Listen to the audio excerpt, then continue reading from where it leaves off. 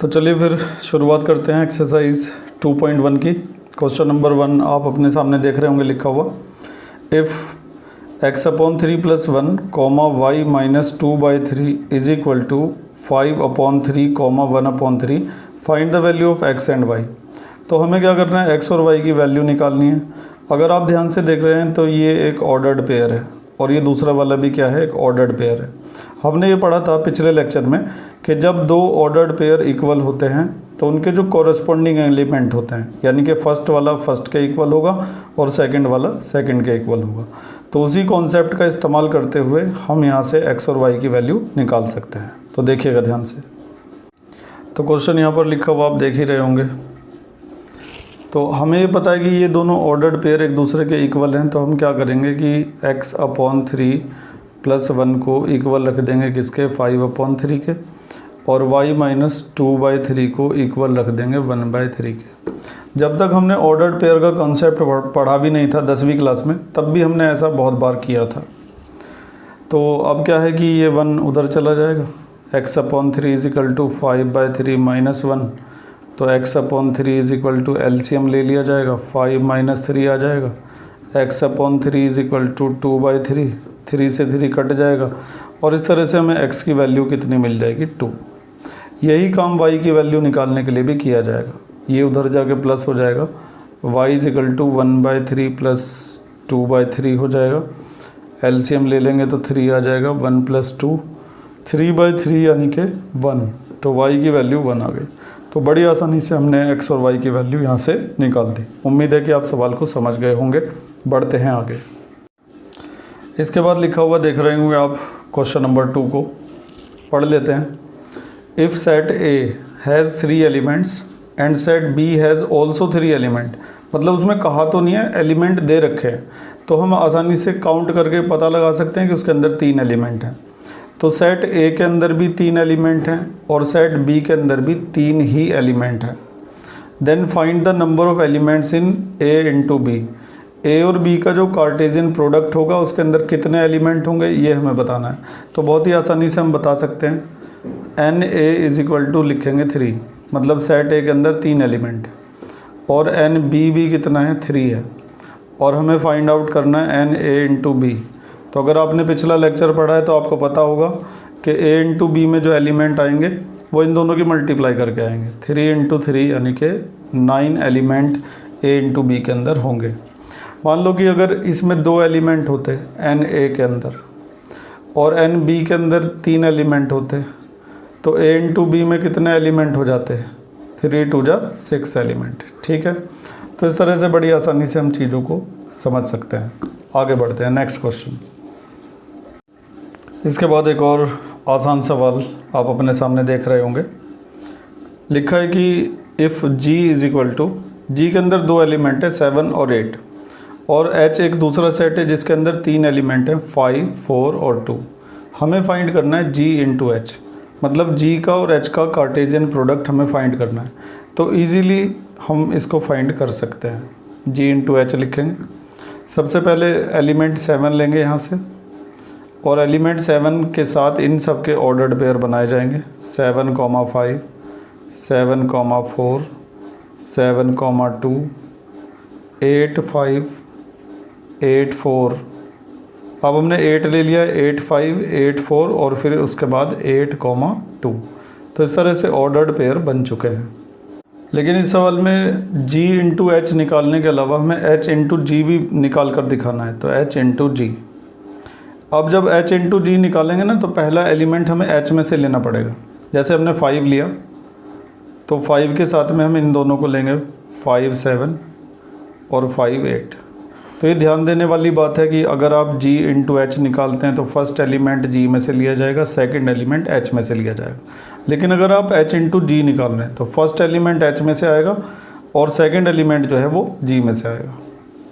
तो 5 के साथ इन दोनों को ले लिया था, अब बारी आती है 4 की। 4 के साथ 7 आ जाएगा, 4, 7 और फिर 4, 8। इसके बाद 2 को इन दोनों के साथ लिया जाएगा, 2, 7, 2, 7 और 2, 8। तो इस तरह से हमने G into H, H into G निकाल दिया है। बहुत से बच्चे ये सोचते हैं कि G इंटू एच और H इंटू जी दोनों एक दूसरे के इक्वल होते हैं, तो ऐसा बिल्कुल नहीं होता। देखिए वो अलग चीज़ें हैं, ये अलग चीज़ें हैं। इनमें जो एलिमेंट पीछे की साइड थे, इसमें वो एलिमेंट आगे की साइड आ गए, तो दोनों अलग अलग चीज़ें होती हैं। तो जब भी आप H इंटू जी निकालेंगे तो H के एलिमेंट आगे लिखे जाएंगे और G के एलिमेंट पीछे लिखे जाएंगे। ठीक है, उम्मीद है कि आप इस सवाल को भी समझ गए होंगे आसानी से। बढ़ते हैं आगे। इसके बाद हमारे सामने क्वेश्चन नंबर 4 लिखा हुआ है, ध्यान से ज़रा समझिएगा सवाल को।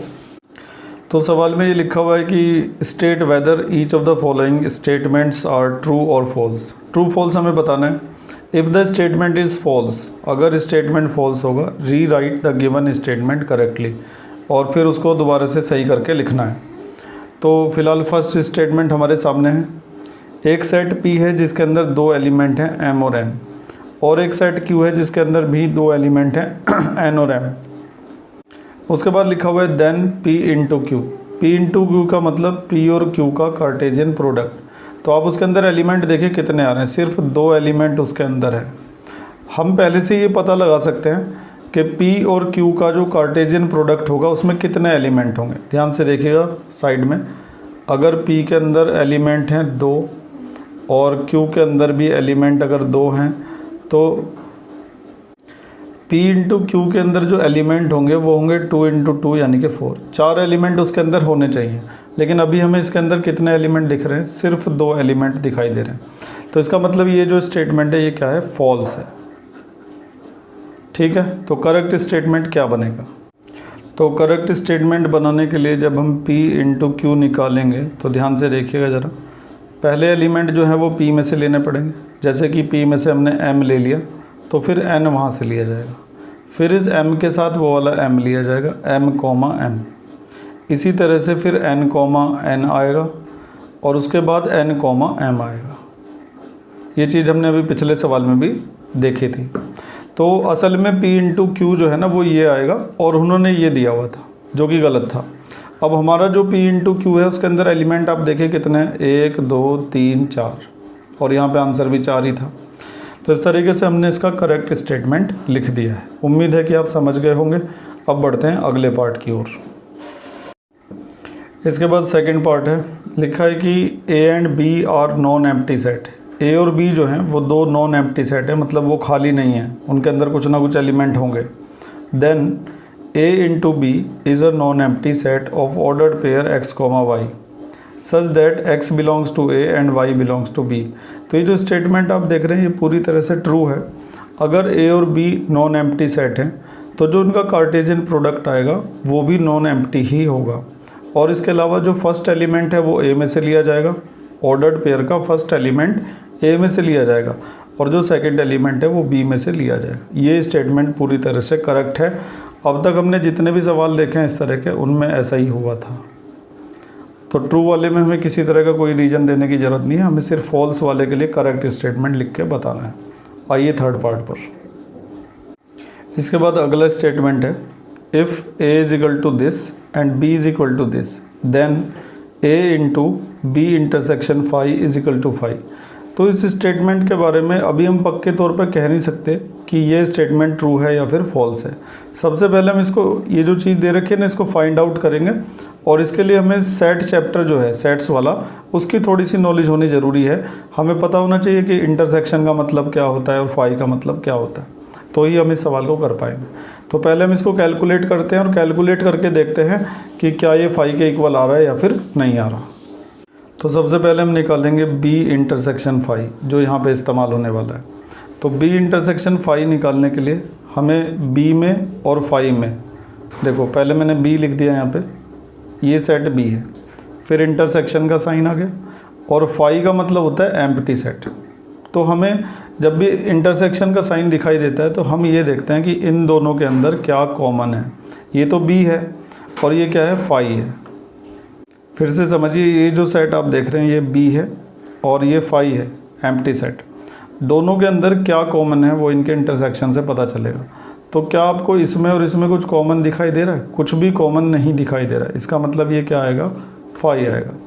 जब दोनों में कुछ भी हमें नहीं मिलेगा तो एम्प्टी मिलेगा, एम्प्टी का मतलब फाई। ठीक है, अब हम इस स्टेटमेंट को इस तरह से लिख सकते हैं, नाउ ए इंटू बी इंटरसेक्शन फाई, ठीक है। ए इंटू बी इंटरसेक्शन फाई जो है हमने अभी अभी सॉल्व किया तो कितना आया, फाई आया। अब किसी सेट का एम्प्टी सेट के साथ अगर आप कार्टेशियन प्रोडक्ट निकालेंगे तो वो भी क्या आ जाएगा, एम्प्टी आ जाएगा। देखिए इसके अंदर बहुत सारे एलिमेंट होंगे, इसके अंदर कुछ भी नहीं होगा। मैं आपको एक एग्जांपल इसके लिए करके दिखाता हूँ। मान लो कि सेट ए है जिसके अंदर 2 एलिमेंट है 1, 2 और दूसरा सेट फाई है जिसके अंदर कुछ भी नहीं है। तो जब आप इनका कार्टेशियन प्रोडक्ट निकालेंगे तो पहला ऑर्डर्ड पेयर आप क्या लिखेंगे। मान लो आपने उसमें से 1 ले लिया तो इसमें से आप क्या लेंगे, कुछ भी नहीं लेंगे। तो इसका मतलब ये रिलेशन बन ही नहीं पाएगा, ठीक है। तो इसका मतलब यहाँ पे कुछ भी नहीं आएगा, इसीलिए फाई रह जाएगा, ठीक है। तो एक बार फिर से समझते हैं। हमें ये जो स्टेटमेंट था इसके बारे में दिया था, ये पूरा फाई के इक्वल है। तो इसका ट्रू फॉल्स चेक करने के लिए हमने क्या किया, सबसे पहले बी इंटरसेक्शन फाई को फाइंड किया। तो बी लिख दिया और फाई की जगह एम्प्टी सेट लिख दिया। इनका इंटरसेक्शन निकालने का मतलब इन दोनों के अंदर क्या कॉमन है ये देखना पड़ेगा। तो इसमें और इसमें तो कुछ भी कॉमन नहीं है, और जब हमें कुछ भी नहीं मिलता तो हम उसे क्या लिखते हैं, फाई लिखते हैं। फाई का मतलब होता है एम्प्टी सेट। तो इसका मतलब इसको सॉल्व करके फाई आया। तो अब हमने वो स्टेटमेंट लिखा और फिर इस पूरे की जगह जो वैल्यू मिली थी फाई उसको रख दिया। किसी सेट का फाई के साथ जब कार्टेशियन प्रोडक्ट निकालते हैं तो फाई ही आता है, यानी कि एम्प्टी सेट आता है। मैंने आपको यहाँ पे ये करके दिखा भी दिया था। तो इस तरह से क्वेश्चन नंबर 4 था ट्रू फॉल्स का, ये कंप्लीट हो चुका है। आखिरी स्टेटमेंट जो था इसका वो ट्रू निकला, ठीक है। उम्मीद है कि आप इसको समझ गए होंगे। बढ़ते हैं आगे अगले सवाल की ओर, चीज़ों को और अच्छी तरह से समझने की कोशिश करते हैं। इसके बाद क्वेश्चन नंबर 5 आप देख रहे होंगे अपने सामने लिखा हुआ। इस क्वेश्चन में हमें ट्रिपल ए फाइंड करना है, ठीक है। तो आसानी से फाइंड कर सकते हैं, और इसको सही से समझने के लिए हमें ए को 3 बार लिखना पड़ेगा। -1 + 1, फिर -1 + 1, और फिर एक और ए लिखेंगे -1 और +1, ठीक है। इसके बाद इनका जो कार्टेशियन प्रोडक्ट है उसको निकालने के लिए सबसे पहले मान लो हमने इसमें से -1 ले लिया, ठीक है। तो इसका -1 लिया, उसका भी -1 ले लेते हैं, और उसका भी क्या ले लेते हैं, -1। तो इसका -1 का उन दोनों के साथ हमने ऑर्डर्ड पेयर बना दिए। अब हम इसका +1 लेते हैं, तो +1 लेंगे, फिर इसका -1 ले लिया और इसका फिर से -1 ले लिया। तो इसके दोनों के साथ उन दोनों के ऑर्डर्ड पेयर बनाए जा चुके हैं। आगे बढ़ते हैं। अब इसकी बारी, अभी जैसे हमने -1 के साथ इन दोनों को लिया था आगे वालों को, अब हम क्या करेंगे, -1 के साथ एक बार तो बीच का ले लेंगे, मतलब ये 1 ले लिया जाएगा, और एक बार वो 1 ले लिया जाएगा। और ये भी ध्यान रखिएगा कि ये वाला जो बनेगा इसको क्या बोलते हैं, ऑर्डर ट्रिपलेट बोलते हैं, ये बाकी सबसे अलग होना चाहिए। इसके बाद -1 के साथ यहाँ पे -1 ले लेते हैं और वहाँ पर +1 ले लेते हैं। तो -1 के साथ में इसका तो +1 लेंगे हम, यहाँ पे ले रखा है +1, तो इसका -1 ले लेते हैं। मतलब यहाँ पे आपको एक हिट एंड ट्रायल मेथड का इस्तेमाल करना पड़ेगा, और इस बात का ध्यान रखना पड़ेगा जो पहले आ चुके हैं वो दोबारा नहीं आने चाहिए। और इसको करते समय आपको ये भी पता होना चाहिए कि इसके अंदर टोटल एलिमेंट आएंगे कितने। देखो इसमें 2 एलिमेंट हैं, इसमें भी 2 एलिमेंट हैं, इसमें भी 2 एलिमेंट हैं। तो 2 × 2 × 2 यानी कि टोटल 8 एलिमेंट इसके अंदर आने चाहिए। तो अभी तक हमारे पास सिर्फ 4 ही एलिमेंट हुए हैं। और देखते हैं ज़रा, और हम ऐसा करते हैं कि +1 यहाँ से ले लेते हैं, +1 के साथ उसका भी +1, और इसका ले लेते हैं -1, और ये चेक कर लो इसके जैसा कोई और तो नहीं बना, नहीं बना है। इसी तरह से और बनाते हैं, जैसे कि हमने उसका +1 ले लिया, +1 के साथ में इसका भी +1 ले लें, उसका भी +1 ले लेंगे अगर, तो ऐसा भी अब तक कोई नहीं बना है। तो तीनों के तीनों +1 हो गए, क्योंकि तीनों के अंदर +1 था। अभी तक 6 हो चुके हैं, 2 और देखने। एक ये हो सकता है कि -1 और +1, देखो इसके जैसा कोई नहीं होगा। यहाँ पे 2 -1 है, लेकिन आगे भी -1 ही है, यहाँ पर ऐसा नहीं है, और ठीक है, ये सबसे अलग है। अब एक और ढूंढना है हमें लास्ट, क्योंकि टोटल 8 होने हैं, तो 6 हो चुके हैं, एक और बचा है। तो सही कॉम्बिनेशन बनाने की कोशिश करते हैं। एक ये कॉम्बिनेशन भी शायद नहीं बना है, +1 -1 और +1, चेक करो ऐसा कोई है क्या कि आगे का भी प्लस है पीछे का भी प्लस है। ऐसा ये है लेकिन बीच में +1 है, यहाँ पे बीच में -1 है, ये वाला सबसे अलग है। तो कुल मिला के 8 बन चुके हैं। तो इस तरीके से हमने ऑर्डर ट्रिपलेट फाइंड किए हैं AAA के अंदर। उम्मीद है कि सवाल नंबर 5 को भी आप समझ गए होंगे। इसमें इसी तरह से हिट एंड ट्रायल मेथड का इस्तेमाल करना पड़ता है। बनाने के बाद ये ज़रूर चेक कर लीजिएगा कोई सा एक दूसरे से मैच ना कर रहा हो। इसके अलावा अगर आपका ऑर्डर बदल जाता है, मान लो कि ये वाला आपका आगे आ जाता है, किसी का यहाँ पे आ जाता है, तो उससे कोई फ़र्क नहीं पड़ता, क्योंकि सेट्स चैप्टर जब हम पढ़ रहे थे तो हमने ये पढ़ा था कि मान लो कि एक सेट है 1,2 और दूसरा सेट है 2,1। तो ये दोनों जो सेट हैं वो एक दूसरे के क्या होंगे, इक्वल होंगे। ये सेट में अगर एलिमेंट का ऑर्डर बदल जाता है तो उससे कोई फ़र्क नहीं पड़ता। कुछ बच्चे सेट को लेकर और ऑर्डर्ड पेयर को लेकर कंफ्यूज हो सकते हैं। देखिए ऑर्डर्ड पेयर अलग चीज़ है। ऑर्डर्ड पेयर में 1,2 2,1 के इक्वल नहीं हो सकता, लेकिन सेट में हो सकता है। सेट में 1,2 जो है वो 2,1 के इक्वल हो सकता है। तो यहाँ पे जो आप देख रहे हैं ये पूरा का पूरा सेट है। इस सेट के अंदर अगर ये वाला नंबर आगे चला जाता है और ये वाला पीछे आ जाता है तो उससे कोई फ़र्क नहीं पड़ेगा इसके अकॉर्डिंग। ये हमने चैप्टर 1 में पढ़ा था। लेकिन ऑर्डर्ड पेयर एक अलग चीज़ होती है। मान लो कि ये वाला है, इसके आप ऑर्डर बदल देते हैं, -1 को आगे लिख देते हैं, इसको पीछे लिख देते हैं, तो वो एक नया ऑर्डर्ड पेयर बन जाएगा। उम्मीद है कि आप इस चीज़ को समझ पा रहे होंगे। आगे बढ़ते हैं, अगला सवाल देखते हैं। इसके बाद एक और आसान सवाल, A × B हमें दे रखा है और हमें A और B इसके अंदर से फाइंड करने हैं। सबसे पहले आप ये देखिए कि इसमें टोटल एलिमेंट कितने हैं, 1 2 3 और 4 एलिमेंट हैं। तो A निकालते समय और B निकालते समय इस बात का ध्यान रखना होगा कि इनके कार्टेशियन प्रोडक्ट से टोटल 4 एलिमेंट इसके अंदर आने चाहिए। तो अगर आप A निकालना चाहते हैं तो इसमें जितने भी फर्स्ट एलिमेंट होंगे वो सब A के ही होंगे। तो जितने भी फर्स्ट एलिमेंट हैं वो अगर A में से लिए गए हैं तो एक तो A हो जाएगा और दूसरा क्या हो जाएगा, B हो जाएगा। अगर कोई 2 बार आ रहा है तो भी हम उसे एक ही बार लेंगे। सेट्स चैप्टर में हमने ये पढ़ा था कि यहाँ पर ये चीज़ लिखना पूरी तरह से गलत होगा, A B B ऐसे लिखना पूरी तरह से गलत होगा। ऐसे लिखने के बजाय सिर्फ हम ये लिखेंगे A, B। भले ही कोई 2 बार आ रहा हो चाहे 10 बार आ रहा हो, सेट के अंदर उसको एक ही बार लिखा जाता है। तो जितने भी फर्स्ट एलिमेंट इसमें दिखाई दे रहे हैं वो सब A के होंगे और जितने भी सेकंड एलिमेंट दिखाई दे रहे हैं वो किसके होंगे, B के होंगे। तो B के अंदर क्या आएगा, X, Y। अब देखो इसमें 2 एलिमेंट हैं, 2 एलिमेंट इसमें हैं और 2 2 जा कितना हो जाएगा, 4। इसका मतलब इनके कार्टेशियन प्रोडक्ट के अंदर 4 एलिमेंट आए। तो बड़ी आसानी से हमने A और B को फाइंड कर दिया। उम्मीद है कि इस आसान सवाल को भी आप अच्छी तरह से समझ गए होंगे। बढ़ते हैं आगे। Question number 7। तो लिखा है कि set A = this, B this, C this, D this. अलग अलग सेट हमें दे रखे हैं और हमें इस चीज़ को वेरीफाई करना है। तो इसके लिए भी हमें सेट्स चैप्टर जो हमने पढ़ रखा है उसकी नॉलेज होना ज़रूरी है। हमें देखना है कि क्या ये वाला पार्ट उस वाले पार्ट के इक्वल है या फिर नहीं है। तो सबसे पहले हम इसका LHS ले लेते हैं। तो ये जो LHS हमने यहाँ पे लिया है इसके लिए सबसे पहले हमें B × C को फाइंड करना पड़ेगा। B देखो कितना है, ये B है और ये C है। अगर तुम इनका इंटरसेक्शन निकालना चाहते हो तो तुम्हें ये देखना पड़ेगा कि इनके अंदर कॉमन क्या है। तो 1 2 3 4 इधर है, इधर 5 6 है, तो इनमें कुछ भी कॉमन नहीं है।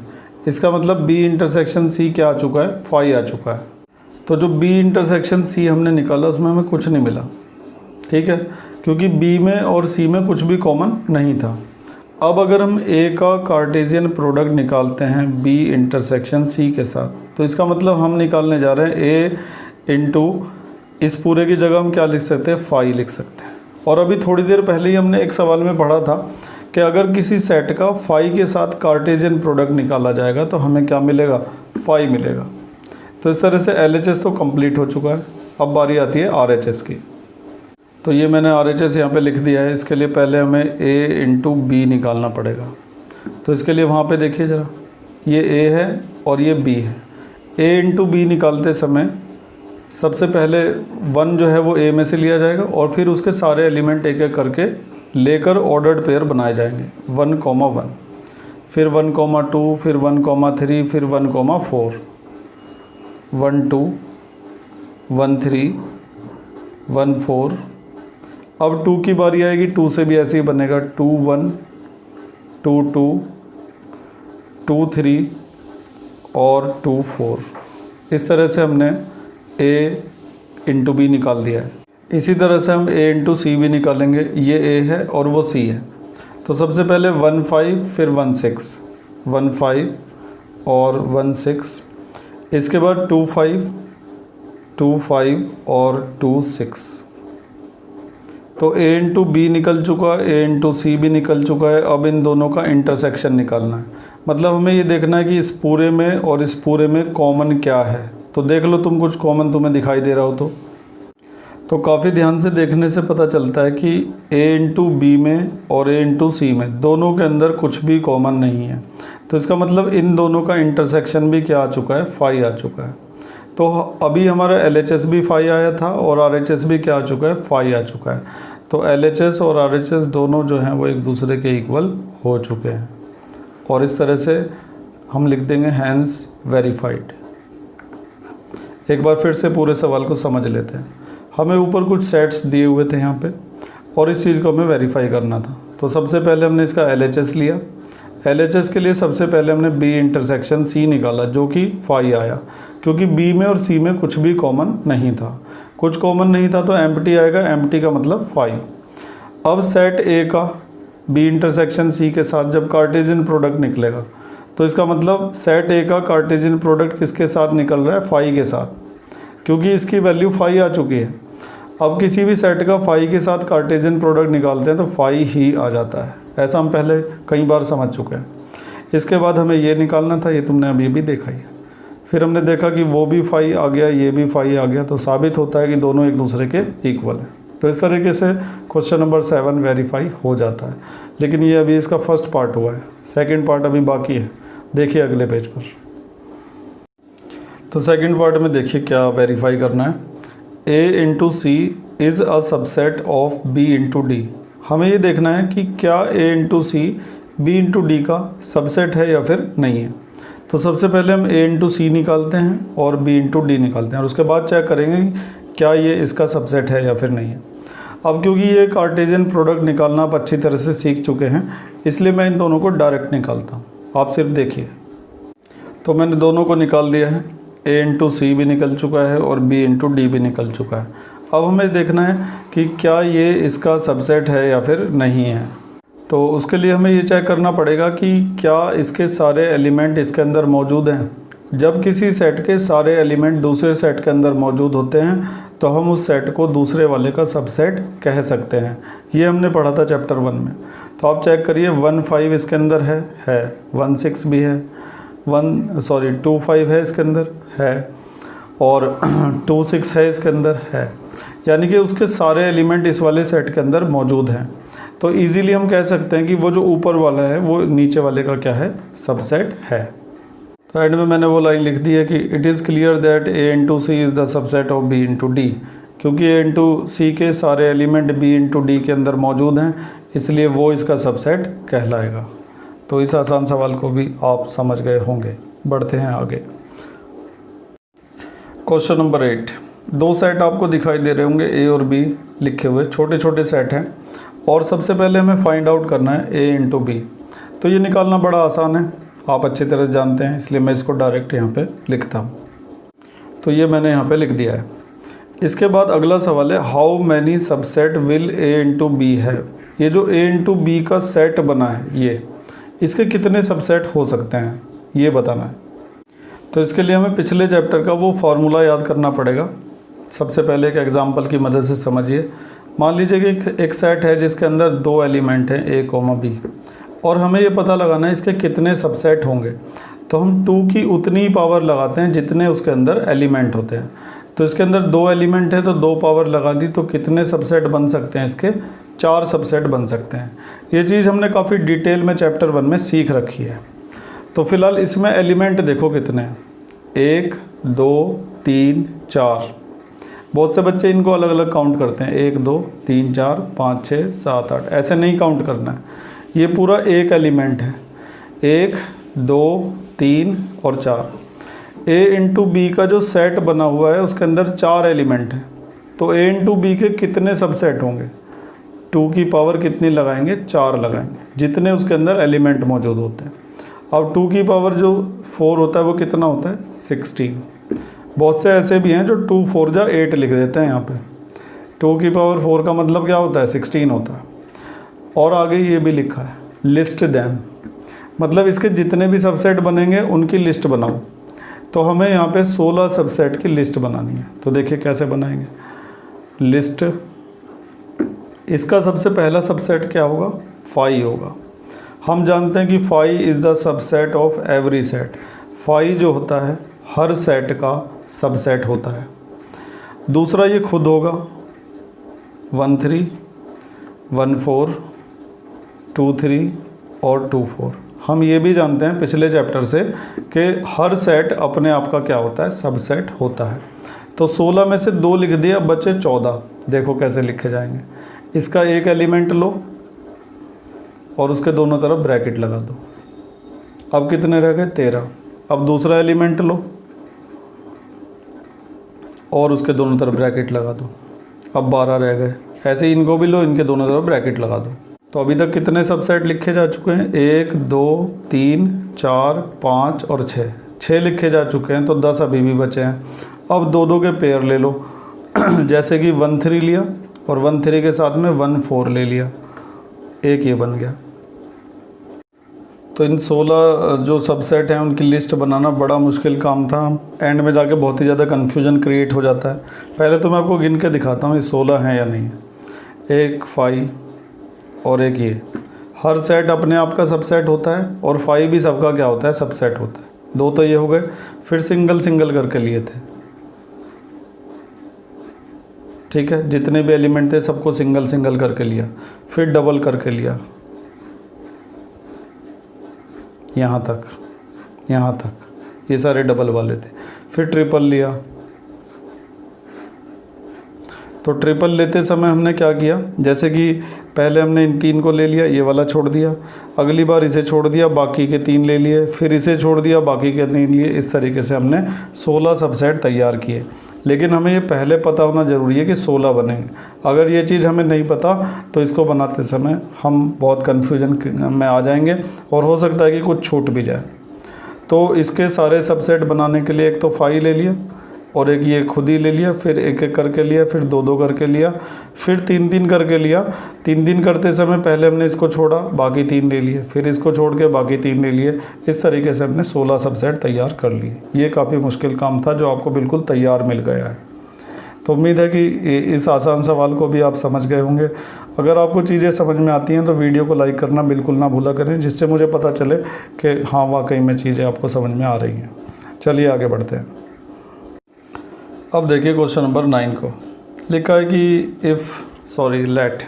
Late A and B be the 2 set such that number of element in A 3 हैं, number of element in B जो हैं वो 2 हैं।